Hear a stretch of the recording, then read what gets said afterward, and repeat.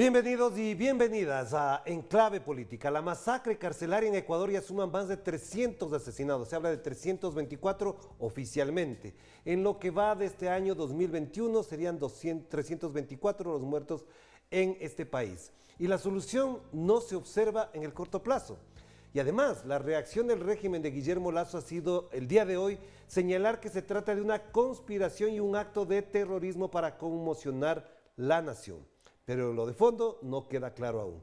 ¿Qué mismo entonces ocurre en las cárceles ecuatorianas? ¿O estas masacres explican otra realidad de este país andino? De esto queremos conversar con la abogada y ex viceministra de Atención a Personas Privadas de Libertad, Carla Benítez, a quien le damos la más cordial bienvenida. Carla, qué gusto tenerla acá. Muchas gracias, saludos cordiales, Orlando, gracias por la invitación, es un gusto para mí poder compartir con ustedes el día de hoy. Usted vivió durante casi 4 años la experiencia de administrar las cárceles, de atender las cárceles, y en esa época, además, estábamos revisando las cifras, hubo más o menos 30 presos en todos esos años. ¿Cómo se explica que ahora, en menos de un año, tengamos, en un año, 324 muertos en las prisiones del Ecuador? Mire, Orlando, esta era prácticamente una crónica de una muerte anunciada, porque a partir del 2018 se empiezan a tomar una serie de desaciertos, decisiones desacertadas por parte del gobierno que incidieron directamente en el Sistema Nacional de Rehabilitación Social.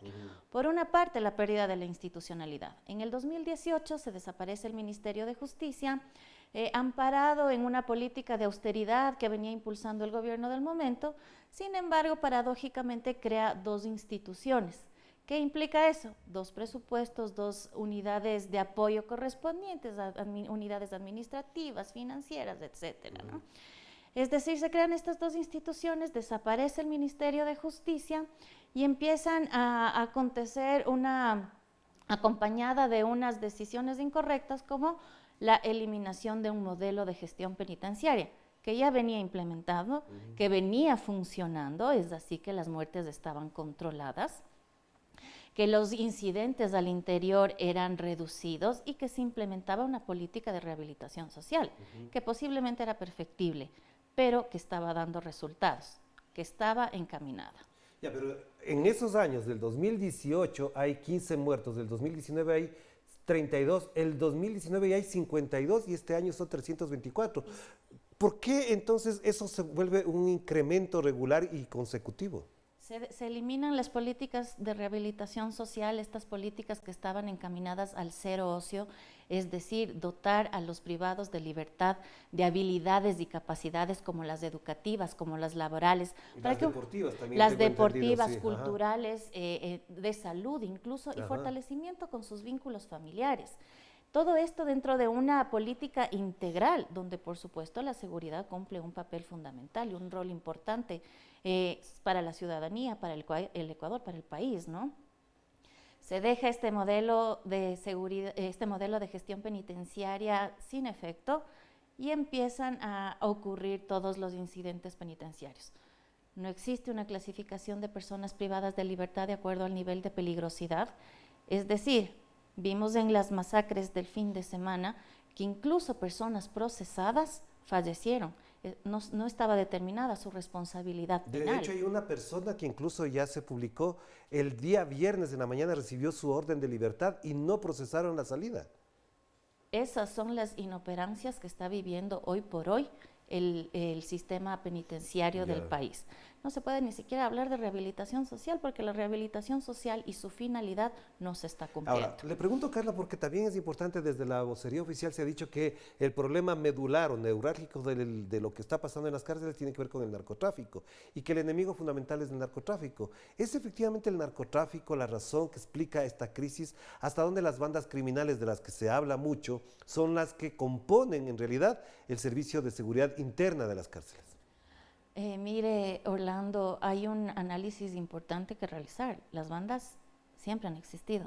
Existieron en el periodo pasado, existieron en los gobiernos anteriores, sino que el control del sistema penitenciario era efectivo. Era del Estado. Era claro, propiamente del Estado y no de las bandas criminales que son las que ahora disponen, controlan e incluso ordenan quién ingresar. Eso es lo que estamos evidenciando los ecuatorianos. Pero también ahí habría una pregunta, si es que esto está ocurriendo, lo que habría que pensar o lo que uno supone que está detrás es un acto de corrupción, porque las armas, la dinamita, los explosivos no pasan precisamente por los controles que hacen a los familiares. ¿Qué grado de responsabilidad tienen ahí, por ejemplo, la fuerza pública, policías que hacen control y los guías penitenciarios? Completamente, los índices de corrupción son elevados.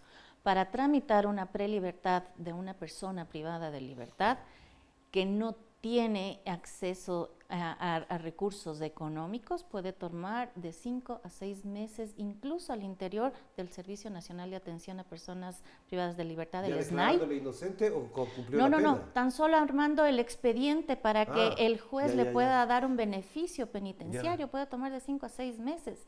En el mejor de los casos, cuando al interior de los centros cuentan con un expediente efectivo. Pero para una persona vinculada a las bandas que tienen acceso a recursos económicos, estas libertades son otorgadas de manera inmediata. De hecho, hace una semana se vieron que se escuchó a través de los medios sociales y de las redes sociales que se le otorgó la prelibertad a 2 líderes de bandas delincuenciales. Claro. Pero esa prelibertad además ocasionó, según lo que dicen algunos, este motín. ¿Es posible que se vincule lo uno con lo otro o no? Habría que analizar, habría que realizar las investigaciones pertinentes para determinar la relación existente entre los dos, pero lo que sí es cierto que un hecho de la magnitud de las que hemos vivido los últimos masacres, porque esa es la palabra con la que se debe denominar, son planificadas y que no existieron las medidas oportunas para contrarrestar estas acciones. Pero Carla, a ver, ahí tengo una cosa que siempre me da las vueltas y me imagino que a nuestra audiencia en general le preocupa, es ¿por qué las bandas criminales asesinan con tanta hazaña y a tantas personas? Porque efectivamente si hay un motín, si efectivamente se enfrentan por control territorial, se vive, se ve incluso que hay acciones hasta de orden violento, pero no terminan con una hazaña, con descabezamientos, descuartizar, botarles por la ventana y al final incinerarles. ¿Cómo se explica esto? Usted que ha estado permanentemente pendiente durante el tiempo que ejerció de viceministra de la atención a los presos. Claro, los índices de violencia son extremadamente elevados, la presencia institucional nula, porque pese a que se ha decretado estados de excepción, declaratorias de emergencia, estas no han sido las medidas adecuadas para poder contrarrestar y las bandas están queriendo ejercer no solo para tomar el control al interior de los centros, sino hacia el exterior también. Esto se va a replicar en nuestras ciudades, en nuestros barrios, en nuestras calles, y como usted puede ver, así como han incrementado los índices de violencia al interior de los centros penitenciarios, también han incrementado el cometimiento de delitos, el índice de cometimiento de delitos. ¿Pero por qué la hazaña? La pregunta es ¿por qué la hazaña? Porque usted vivió, digamos, problemas, puede haber vivido, pero nunca se llegó a esos extremos. ¿Hasta dónde hay una explicación, hasta desde el orden psicológico, de que esto, como decía en una entrevista que le hacía Fernando Carrión, lanza un mensaje hacia adentro para el control y hacia afuera para decir, aquí nosotros podemos decidir la vida de los demás? Exacto, es poder establecer sus parámetros de poder y poder señalar que quién es el que está mandando, ¿no? ¿Cuáles son de las bandas los que están queriendo liderar el control delincuencial al interior como al exterior?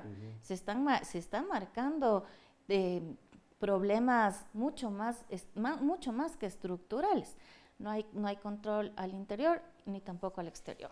Ya, en una entrevista que le realizaba un periodista del canal TC Televisión de Guayaquil al presidente Guillermo Lasso, él reveló algo que no se había conocido, que el entonces director del Servicio Nacional de Atención a Personas Privadas de Libertad, el señor Fausto Cobo, que ahora ha regresado al mismo cargo, había hablado con Fito, uno de los líderes de las bandas criminales, y que le había pedido que bajaran, él decía textualmente, bajaran la espuma. ¿Eso se hizo en la época, por ejemplo, del ministro José Serrano para poder paliar la violencia que podía protagonizar una banda del interior? Imposible. Lo que hay que hacer es controlar, no negociar. No se pueden establecer mecanismos de negociación con delincuentes. No se puede hacer este tipo de acuerdos. Lo que sí debe hacer el Estado es tener una fuerte presencia institucional, gubernamental, que se encargue del control efectivo de los centros penitenciarios porque no todos los privados de la libertad que se encuentran detenidos pertenecen a las bandas. Así es, ajá. Ese Además, es un hecho muy importante. muy mínimo, ¿no? 5, Exacto, 3%. exacto. Señala. Además que también de toda la población penitenciaria, no todas cuentan con una sentencia ejecutoriada. Es decir, hay un 40% de personas privadas de la libertad que se encuentran en calidad de procesadas, que no se les ha determinado su responsabilidad penal, que incluso De hecho, podrían alguien mencionaba un experto, salir inocentes. Claro, perdón que le interrumpa, de los 324 de este año, el 75% no contaba con sentencia en firme. Las cifras que dio el gobierno son alrededor del 40%. Pero de general, digo, solamente En de las general. 324. Sí, exacto. Ajá. O sea, ahí usted puede observar que no existe una clasificación de las personas que están sentenciados con procesados cuando la ley dispone que debe haber una separación, Claro. pero no hay tal. O sea, es un despelote, perdón la expresión, sí. pero no hay una organización, ni un orden, ni una política pública implementada efectiva que pueda dar razón de esto. De hecho, yo para entrevistarle revisé algunos reportajes que se habían hecho en la época que usted era viceministra y en algunos de esos casos, por ejemplo, se mencionaba el tema de la rehabilitación, las condiciones físicas, las condiciones ambientales, el tratamiento, por ejemplo, a las visitas, las zonas de tránsito. Es decir, había todo un conjunto de medidas que se implementaron para garantizar lo que en el objetivo real, que como usted dice es perfectible, la rehabilitación se dé. Todo eso está destruido ahora. Incluso vemos que, por ejemplo, quienes deciden en qué pabellón están no son las autoridades, son los presos. ¿Por qué ocurre eso entonces? ¿Cómo se deterioró tanto a partir de lo que ya mencionó? Pero incluso vemos boquerones en las paredes de las cárceles donde pasaban de una celda a otra sin control policial. Sin control policial, sin que intervenga ninguna autoridad, sin que se tomen medidas adecuadas. Mire, cuando se empezó a considerar la importancia de la rehabilitación social en el país, se estableció una planificación y políticas públicas integrales que iban acompañados, por un lado, de la infraestructura. La infraestructura es necesaria, contar con los espacios adecuados que permitan implementar las políticas y el modelo de gestión penitenciaria. Por otro lado, este mismo modelo de gestión penitenciaria que abarca estos ejes que contempla el Código Orgánico Integral Penal y que están encaminados a fortalecer las habilidades y capacidades de los privados de la libertad y, por otro lado, la seguridad. El contar con una unidad de inteligencia penitenciaria al interior de los centros es indispensable y fundamental. Exacto. Para que pueda prevenir las acciones, para que uno pueda contrarrestar a través de la toma de decisiones oportunas y sobre todo de la voluntad política. Creo que sí. La conjugación de todos estos elementos hacen que la política sea efectiva. Otro de los ejes fundamentales del presupuesto. Así es. Se bajó. 18, 19, 20 se bajó el presupuesto. Alrededor de un 38% se disminuyó el presupuesto. Yo entiendo que las políticas de austeridad uno tenga que tomar medidas, pero no en todas las áreas. Claro.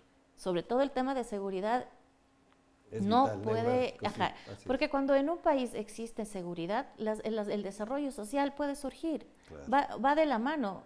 En un país tranquilo yo puedo ejercer tranquilamente hechos laborales, se puede tomar medidas preventivas adecuadas, la articulación con los gobiernos autónomos descentralizados, es decir, desde una mirada mucho más general que hoy por hoy está siendo limitada. Claro, Carla, vamos a hacer una primera pausa y enseguida volvemos para seguir analizando este grave problema, porque una masacre carcelaria de las dimensiones que hemos visto, con las connotaciones que tiene, efectivamente deben tener una explicación, pero sobre todo una respuesta inmediata. No se puede seguir en esta situación. Vamos a la pausa y enseguida volvemos con Carla Benítez, ex viceministra de estos temas, de atención a los presos y a las personas privadas de libertad. Vamos a la pausa.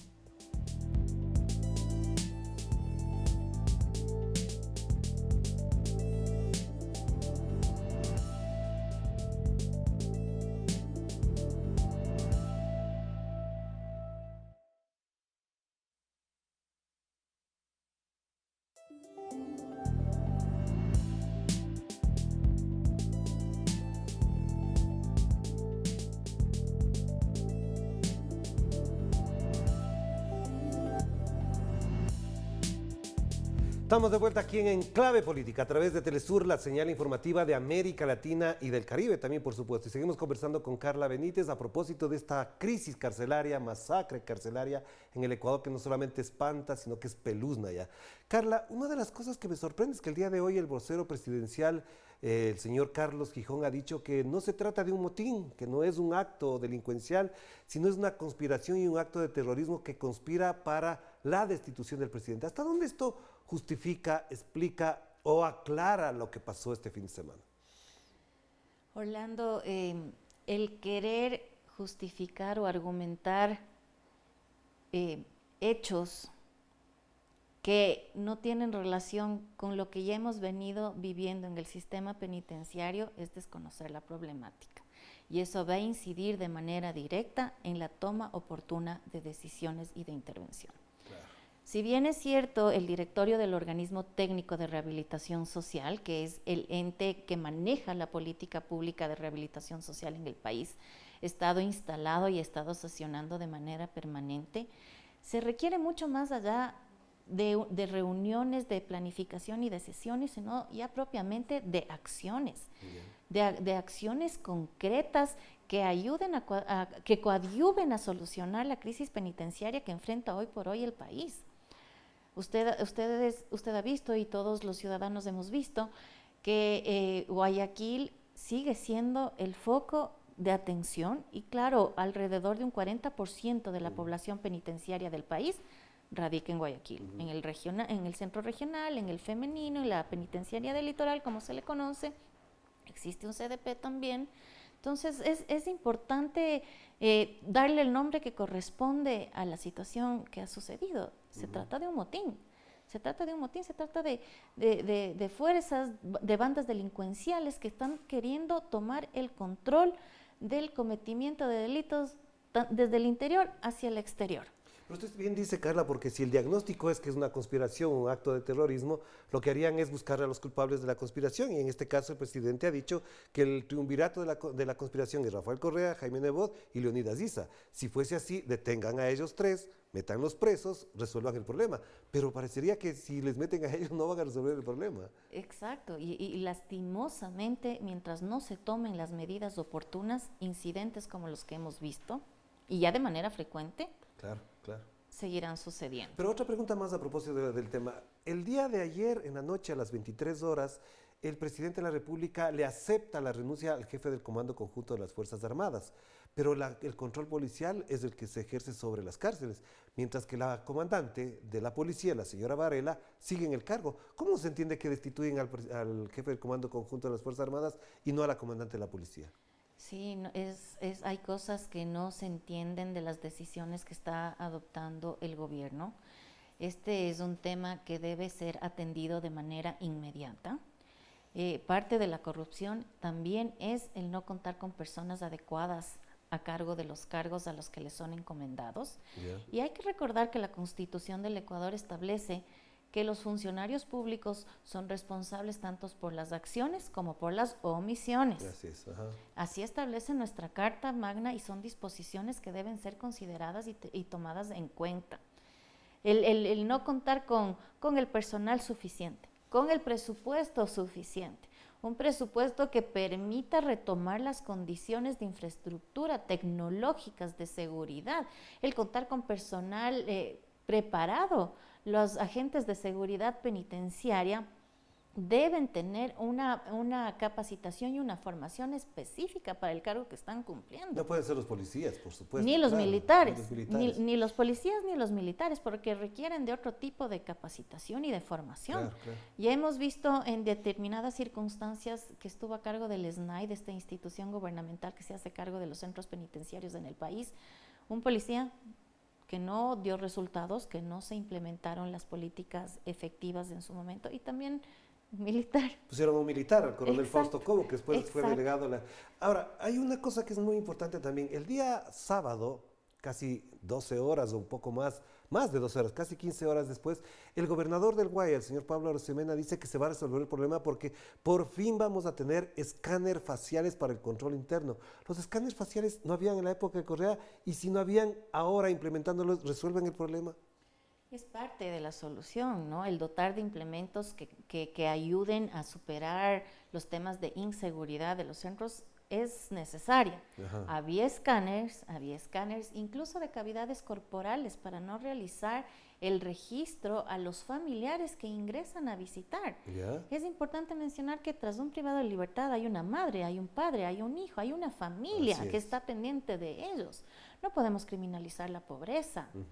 Y la gran mayoría de privados han cometido delitos de no tan elevada relevancia, ¿no? Claro. Pero esos escáneres estaban porque ellos dicen que Funcionaban de manera perfecta, cuartos Ya. de monitoreos con cámaras que permitían la vigilancia a todos los pabellones. La penitenciaría del Litoral fue reestructurada, se botaron los pabellones viejos para dotar de condiciones dignas y se establecieron pabellones que cuenten con los espacios necesarios. Ahora, obviamente, los mismos prácticamente están en condiciones deplorables y los hemos visto a través de los distintos medios y redes sociales, las condiciones infrahumanas que constan hoy por hoy y los deterioros de la infraestructura. Ahora, ¿cuál sería la posible solución a este tema, Carla? Porque, a ver, hay dos vías. La una es atender afuera, en el caso de justicia, en el caso de control de drogas, etcétera, etcétera. Pero la otra inmediata y urgente es adentro. ¿Qué van a hacer con tanta gente interna que sabe que está condenada a muerte? Aunque no esté sentenciada, está condenada a muerte porque por cualquier circunstancia entran y lo masacran, le ponen un taco de dinamita en la celda y mueren todos. Exacto, o sea, el que un juez determine una prisión preventiva en el país se ha convertido en una posible pena de muerte, ¿no? Exacto, ajá. Es muy lamentable que eso suceda, es muy lamentable que esto esté pasando en el país. Hay acciones que se pueden tomar, o sea, un plan integral articulado, efectivo, con la participación de cada uno de los miembros del directorio del organismo técnico, pero una participación real, no haciendo el favor. No voy a hacer el favor de entrar. No se trata de hacer un favor. Son Es de ejercer la autoridad. Es de ejercer la autoridad Claro. y las competencias que determina la Constitución y las leyes. Pero De Carla, hay eso se expertos que trata. hablan, por ejemplo, de un indulto masivo a personas que ya han cumplido más del 60% de su sentencia, medidas cautelares para algunas personas, por ejemplo, mayores o personas adultas, mayores que podrían cumplir su pena en la casa. Y la otra es, efectivamente, hay un proceso de restricción y de bloqueo para que los procesos judiciales avancen. Entonces, ¿se puede plantear un indulto masivo? Hay varias acciones que podrían ser adoptadas. Ya. Y desde varias funciones del Estado también. Ya, La ajá. función legislativa, por ejemplo, es fundamental, a más del rol fiscalizador que ésta tiene. Ya. También tiene dentro de sus competencias el dar indultos humanitarios y amnistías. Ajá. O sea, ya pónganse a trabajar en ese sentido, más de la fiscalización que ha venido incluso realizando a través de la Comisión de Soberanía, que ha presentado un informe investigativo sobre el sistema penitenciario de alrededor de 500 hojas. Pero más allá de estos documentos, de estas investigaciones, se necesitan acciones.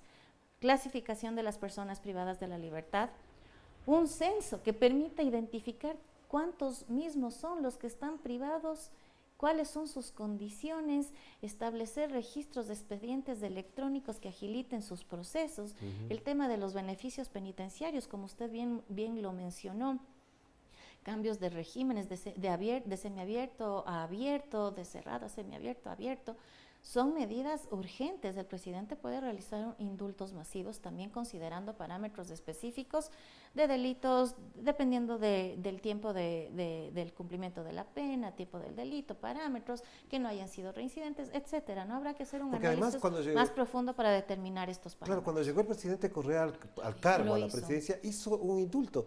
No me acuerdo si fueron entre 5.000, 7.000 personas que progresivamente fueron saliendo de las cárceles y bajó la tensión y sobre todo el hacinamiento.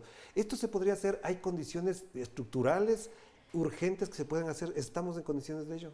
Se debería hacer. ¿Pero se puede o no se puede? Las capacidades institucionales me ponen a mí en cierta tela de duda, Ya. porque es importante que al interior del SNAI, que es la entidad encargada, cuenten con el personal necesario para armar los expedientes administrativos con informes jurídicos, sociales, sobre el privado de la libertad para que pueda acceder a este proceso. Y esa capacidad es la que está siendo un poco cuestionada, ¿no? Cuando el gobierno contrata más personal entre psicólogos, trabajadores sociales, este equipo multidisciplinario que pueda atender la emergencia de manera inmediata. No con improvisaciones, no con improvisaciones, porque eso lo único que va a hacer es perjudicar. Porque el presidente Lasso, y para ir cerrando ya, Carla, dijo en una entrevista también que va a dotar de 75 millones de dólares para estas acciones de emergencia. En la repregunta le pregunté, ¿pero 75 millones para este año? Y dice, no, para los próximos 4 años. Si uno divide los 75 millones para 4 años, prácticamente es menos de 20 millones por año. Y lo que estaba presupuestado, si no me equivoco, era 153 millones en el año 2019. Es decir, se baja a menos de la mitad anualmente. Sin esta plata, ¿qué implicaciones tiene el sistema de atención a los presos?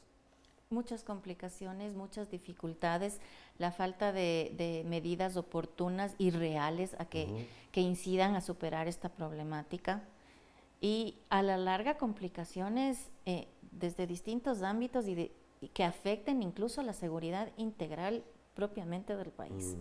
Y un elemento más, en las redes sociales y en una que otra entrevista he visto la posibilidad, dicen algunos, de redistribuir a los presos de la penitenciaría del litoral a otras de Cuenca, de Quito, de Manabí, incluso de Ambato y de Imbabura. ¿Esto no traslada el problema a otras regiones del país? Tiene que ir acompañado de la mano de todas estas medidas que hemos mencionado, ¿no? Ya. Sí es una posibilidad el realizar traslados, pero la identificación de los privados es fundamental. Claro. No puede estar mezclado una persona con un alto nivel de peligrosidad con alguien procesado, que todavía no se ha determinado su responsabilidad. Claro, claro. No se puede manejar así un sistema gubernamental. No existe una política clara implementada, no existe una política.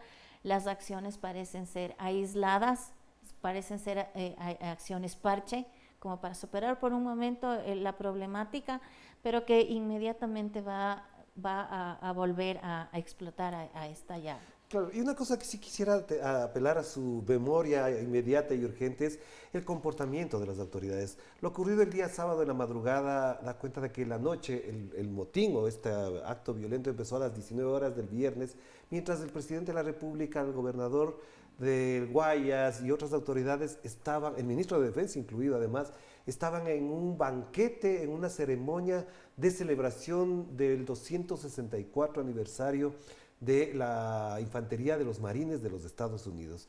En la época en la que ustedes gobernaban, un acontecimiento de estos, ¿cómo habría sido tratado si es que estaban en un acto celebratorio? No, pues las acciones son inmediatas, ¿no? Son de manera inminente ese momento.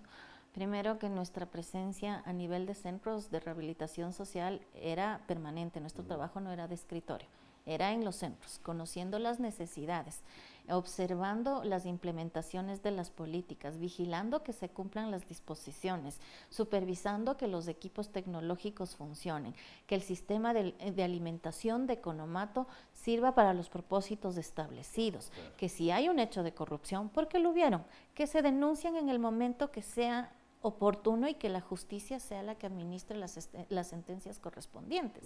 Porque esto no es suelto, sino más bien es integral, que requiere la presencia de las autoridades en los centros carcelarios. Estamos hablando de seres humanos que siguen teniendo tal condición, que si bien su derecho a la movilidad se ha sido limitada, el resto de derechos siguen vigentes. Y el Estado es el custodio de las personas privadas de la libertad, lo que incluso podría acarrear sanciones internacionales. Como delitos de lesa humanidad. Como delitos, incluso podría determinarse de lesa humanidad claro ante que las sí. cortes internacionales. Es muy lamentable. Gracias, Carla, muy amable por estar con nosotros. Un gusto, muchísimas Gracias a gracias. Carla Benítez, ex viceministra del ministerio que atendía precisamente estos temas carcelarios y que efectivamente en su época no ocurrían estos acontecimientos. Lamentablemente ahora tenemos que incluso tener el drama, la tragedia de que algunos cadáveres ni siquiera se pueden identificar. Lastimosa situación, lamentable situación, pero es lo que ha tocado vivir al Ecuador de estos años. Nos despedimos, cuídense mucho, que la pasen bien. Chao, chao.